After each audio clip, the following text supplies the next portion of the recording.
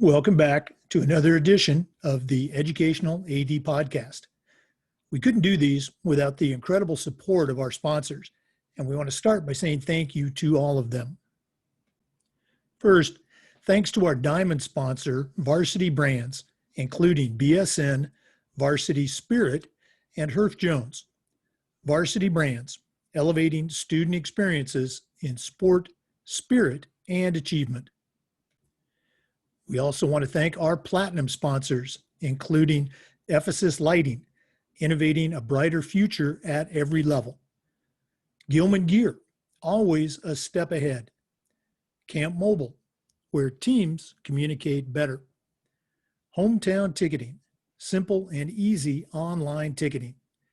And Vital Signs, bring student achievements to life. Thanks to all of our great sponsors. Welcome back, everyone, to another episode of the Educational AD. Our guest today is a dear friend, Sheri Stice. Sheri is a certified master athletic administrator. She's a longtime AD in the state of Texas, currently retired, but she is still extremely active. She is the NIAAA Certification Committee Program Coordinator. I'll let her talk a little bit about that. And by the way, she's also a member of the NIAAA Hall of Fame. Sheri, welcome to the program. Hi, Jake. Welcome to my house, and thank you for having me. This is a great opportunity. Oh, well, absolutely. We're very excited to have you on. Well, as you know, these days are very busy for an athletic director, so we're going to jump right into it. We always like to let our listeners have a chance to get to know our guests. So tell us a little bit about yourself, where you grew up, where you went to school and college, and how you got involved in this crazy world of athletics. Well, you asked that question, and I had to really think. It's been so long ago, right? I grew up in a really small farm and ranch community outside of Houston, Texas, in the pre-Title IX era, around 1965. And I had a male principal who decided that the girls in our school, which at the time was only 1 through 8, needed something to do and keep us busy. So he began the basketball program. As a young one, I was really active in 4-H and youth rodeo, and which was actually my chosen path to adulthood until basketball got into my blood. So I fell in love with the 6-man game. Do anybody out there remember the 6-man game? Oh, yeah. Okay, well, let me give you a little history about that. OCR wanted to change those rules in 1958, but the great state of Texas waited till 1978 to change them, and Oklahoma and Iowa didn't change till the 90s. So 6-man games been around a long time. Each year, my school added a sport. So they added volleyball and I played. They added track and I ran. So as my mom contends, the competitive gene growing up with all boys was definitely shined. She claimed that I would compete to take the trash out most of the time. She's probably right. However, high school athletics took me on a journey and taught me lots of lessons that textbooks never could. I love being active, and it tested me emotionally, I think, and taught me what leadership really is. As a very young age, I was encouraged always to ask myself, what is the right thing to do? Upon graduation, I never wavered from my desire to teach and coach, and attended Sam Houston State University in Huntsville, Texas. I began playing basketball there, a freshman, but I got a career-ending injury very early. So I had to stop playing, but rodeo was still in my blood. I still like to compete, so I went back to rodeo for a couple of years. I graduated in 1974 with a double major in physical education and English, and I couldn't wait to start teaching and coaching. Well, the rodeo background is very interesting. Back in the 90s, I taught and coached at Missouri Valley College, NAA school, and they had a nationally ranked rodeo program. And I was just so impressed with, I mean, there's no other word to say it, the toughness of the guys and the gals on that rodeo team. So, well done, Sheri. It's great fun. It's good fun. We'll talk about those early teaching and coaching jobs and how that led into eventually a career as an athletic administrator. Well, my first job actually was a private Catholic high school in Houston, Texas, and I loved it. But if any of you know anything about Christian schools, Catholic schools, the pay's not great. So I was always looking at a financial bump. So the downside to that job is I was named the coach the year after they won the state championship, and all the starters left. So I had an opportunity to build a team for sure. But I moved on to public education after a couple of years. And then in 7 short years in public education, I finished my master's degree and was encouraged to go into administration. Right away, I became a middle school assistant principal. It took me really, you got to know this, Jake, this is true. It took me 2 years to walk down to the gym and spend time because I missed it so much. I'd get down there and I just have to turn around and walk away because I knew I probably left a little too early.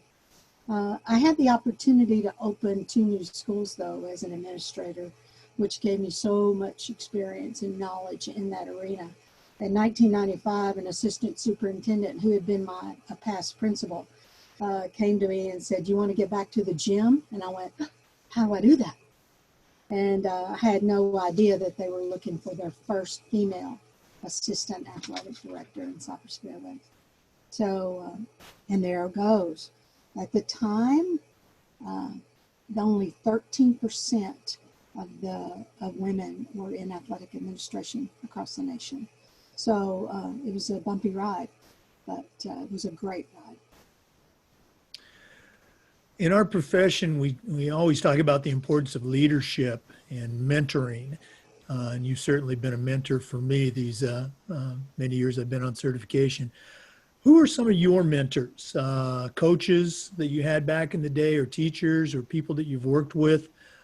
Whose voice do you still hear when you're talking to a group of people? What a great question. I don't think you get anywhere without looking to others for guidance, Jake. And I guess I've always been that way. My parents and my grandparents, though, were a great influence, especially when it came to qualities like work ethic and finishing what you started. I'll share a little humor with you, though, that this was in 1960, remember. But upon meeting, my parents were in the restaurant business and knew a lot of business owners across the South. And upon meeting Dookie Chase, I don't know if you've ever heard of her, but Dookie she was an African-American restaurant owner in New Orleans. And she said she had this mantra: look like a girl, act like a lady, think like a man, and work like a dog. And I tried to emulate that very early. You just had to work really hard to get where you were going. Professionally, there are just too many to mention. I was a sponge, and everybody knew it. And those who took the time to process everything with me were about making other people better. And I think I learned a lot from them about that. It's just, if you need it, I want to try to give it to you. I was lucky to be surrounded by people who believed exactly the way I believed. And that was fortunate. Most profoundly, they let me know that if I let my ego get a hold of me, it could narrow my vision and prevent me from learning from the mistakes that I probably needed to make. So athletic administrator colleagues that do not practice that scarcity mentality are my heroes, because they would share everything with me. They would give me information. They would divulge of the things that they had learned and wanted to pass it on. And you may not be surprised that there were tons of coaches who were instrumental in my career. But those are, as an athlete and as an administrator, the coaches that were on staff when I started as an assistant athletic director were heroic to me. I learned so much from them, and I don't really think they understood the power that they had in their hands. My practice for them was always asking, how would it feel to be coached by you? Your philosophy needs to be developed on look inside first and how would you want to be coached, and make that part of your philosophy. And we made a lot of progress, and I made a tremendous amount of lifelong friends with those coaches and those administrators. You know, that word hero gets used quite a lot these days, but I'm glad you mentioned that. You know, I look back at my own coaches, and yeah, they were heroes to me. And I just think that's so important to stress the impact that we have on people, you know, at any age, you know, Yeah. student or teacher or AD. So thanks for sharing that. Yeah. You certainly been able to view the profession of athletic administration over the years from different angles, you know, as a Title IX student athlete, teacher, coach, and administrator at the state and at the national level. How has the day-to-day job changed for an athletic director from, say, you know, when you first got started to now? How is the job different? Wow. First of all, Jake, I don't know that I'd want, I guess I'm just fortunate I'm not in this COVID round right now, because I see this tremendous amount of work and adjustment you guys are having to take. But truthfully, from the minute I began, I could see the overwhelming challenges that were before me, because it was so different than what I had been doing in a school as an assistant principal. You're an educator first and foremost, so I never let that change. So, however, the challenges of being an educator to coaches now, as well as to students and parents, became paramount in my repertoire. So I just threw myself into all kinds of reading, catching up, what have I missed, talking to colleagues. I became, and I'm sure you understand this and everybody out there, you kind of become a quasi-psychologist and an attorney, and you become a contractor. You become all of these things that you weren't used to doing. That's when my own professional growth became a primary aspect of my philosophy, and my dependence on the NIAAA, by the way. The scope of work has grown exponentially, and experience eventually leads to expertise. So therefore, as I, you know, in retirement, I've done consultant work in Title IX evaluations. I'm adjunct professor at Ohio U, and every piece of what I still do is just to serve coaches and those who want to become athletic administrators. Yeah, and again, you've again had such an impact on my career, but we won't go into that.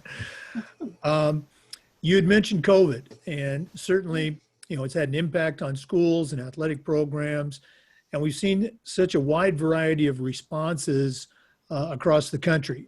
Some states are looking at it business as usual. Other states have moved the seasons around, football in the fall and baseball in the spring. What's happening right now in Texas? What's happening in your area with regard to schools reopening as well as return to play? Okay, well, you know, not being in the trenches, I'm not in the everyday, so I do keep up, you know, weekly with UIL. So what I see is the smaller school districts, the 1A to 4A, they started earlier, and they're active right now. Our 5 and 6As are just now getting started.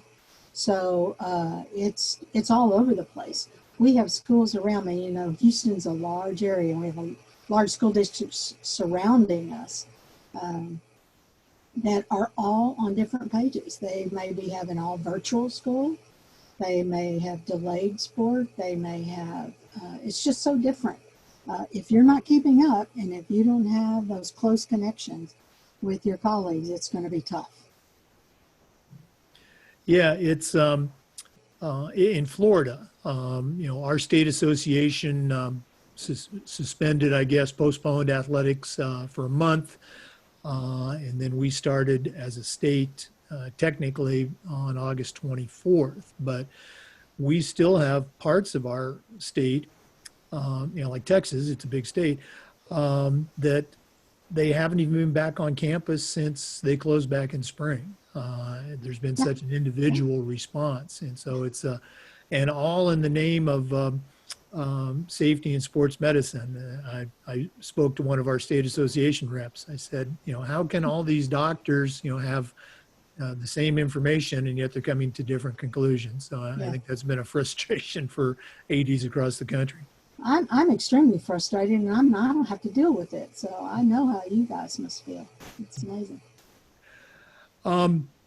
As you look at the NIAAA today, we just had our annual state coordinators meeting through Zoom, which is always great.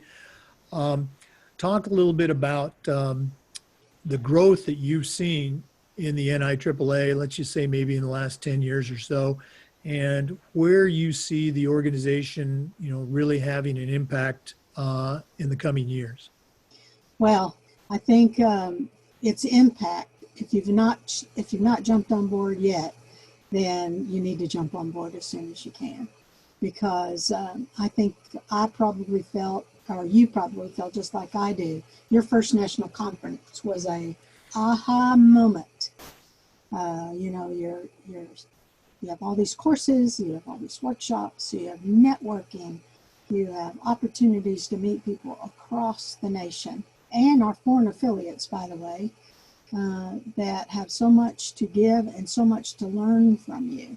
So, and you, being our vice chair of certification, know the pivotal junctures we've made just in a short amount of time with regard to electronic testing, with regard of study materials we have for everybody, changing the test, adding to core course requirements. And so why do we add to core course requirements? Well, we made the decision, this is information a new AD just must have.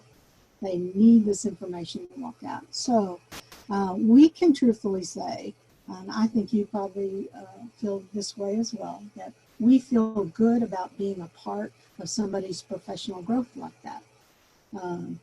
I don't see NIAAA doing anything but going up and being even more touted as a necessary requirement from school districts, and go from a job description that reads required rather than, suggested. I've lost the word, suggested. There you go, suggested. So anyway, that it's been a great organization for me and continues to be. You know, you've certainly been, I think, instrumental in leading certification, the surge in certification these last few years. For a young AD who's listening, just, you know, give a, I don't want to say brief, but, you know, just give a PSA on why certification is so important, the process of certification. Yeah. Well, I think certification in general, especially the certification from the NIAAA, just shows a prospective employee the intrinsic motivation that someone has to throw themselves into this, because it is not to be taken lightly. To get your CAA, you must have 4 core courses, and these are the courses, and people need to educate the people that they are interviewing with, that they have done everything possible to prepare themselves for a job that they know it's going to be instrumental to the success in their career. So we see that a lot on the East Coast, and it slowly moves across the nation. You know, there's states who give a stipend for having a CAA, and that's what we'd really like to see. We'd really push that.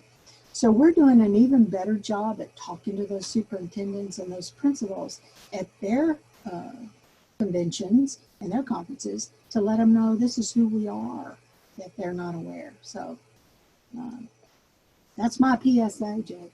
No, that was outstanding. Yeah, we just continue to promote and communicate to those decision makers. Absolutely. And people who are taking the courses.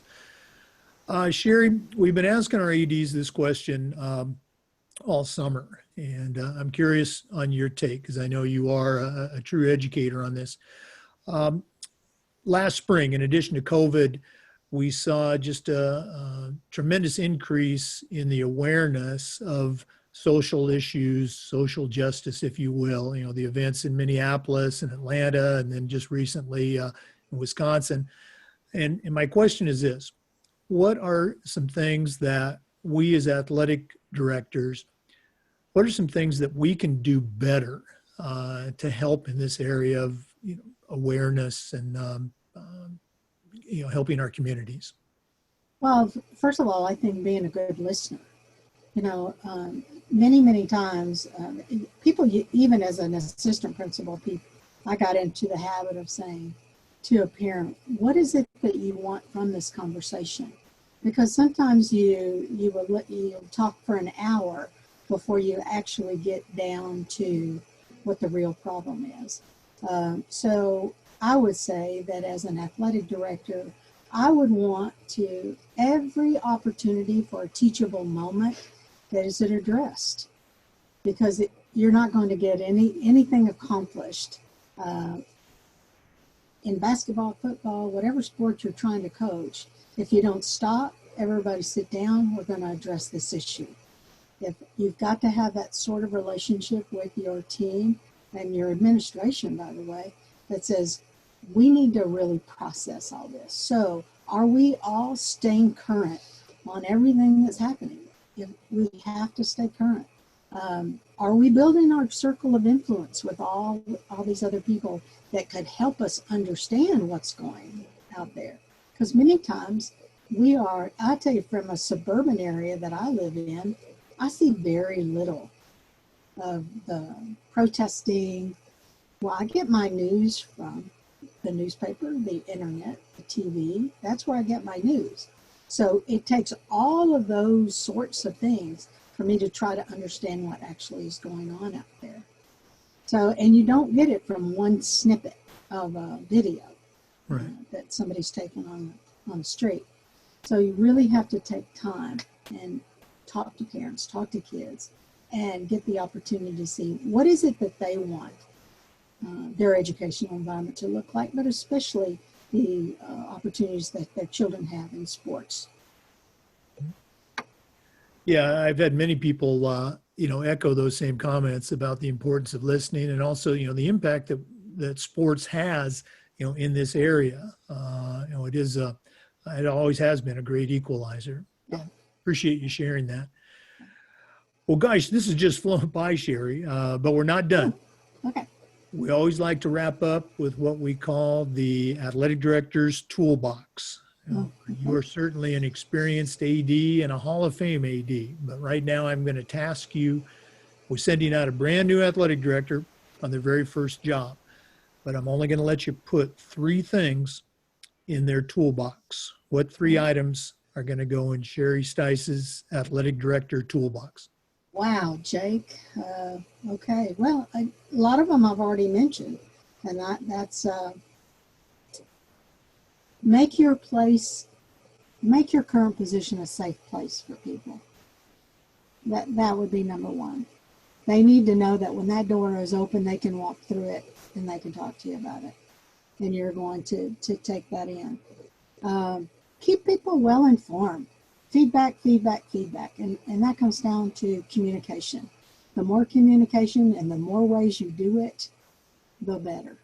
Making sure everybody understands. And infuse every position that you supervise with importance, from the custodian to the ticket taker to the concession stand worker. Every single job is important, and get in there and do the work.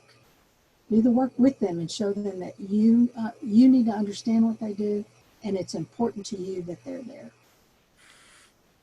Tremendous advice, words of wisdom. Thanks for sharing. Okay? So, Well, Sheri, again, thanks so much for being on the podcast. I know you've got a lot of things going on down there. I appreciate you taking the time to visit with us. thanks, Jake. I really enjoyed this. Okay. Well, to our listeners, thanks as always for tuning in. Come back again next time for another edition of the Educational AD. Thanks again for listening to the Educational AD podcast. Remember, the Zoom video of this podcast is available on YouTube. Thanks again for listening.